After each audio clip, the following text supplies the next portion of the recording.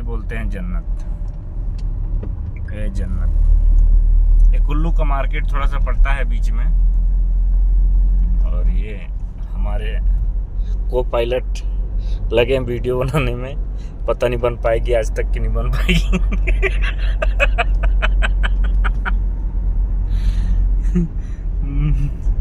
ये क्या है VIP? लाइव चला लाइव? हाँ लाइव चल रहा है। ये लाइव चलता है? हाँ बैली का ट्रकों लगी पड़ी है लाइन से, हम उसके बीच से गुजर रहे हैं। ऐसे कितना सुंदर सोनी सोनी लग रही है।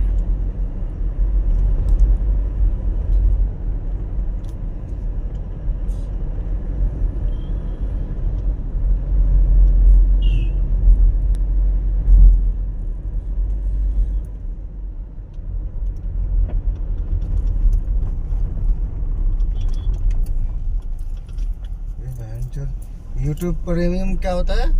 और YouTube नो इंटरप्रेशन, इन्हें पैसे मांग रहा भाई। प्रीमियम में वो होता है कि ऐड नहीं आता है, पैसा दे दोगे पहले ही तो ऐड नहीं दिखाएगा, और नहीं तो ऐड दिखाएगा तो जो जिसका वीडियो चलेगा उसको पैसा मिलेगा। अच्छा समझ गए? प्रीमियम में यही होता है। तुम पहले पैसा दे दो तो ऐड नहीं दिखाएगा वो। ऐड नहीं दिखाएगा।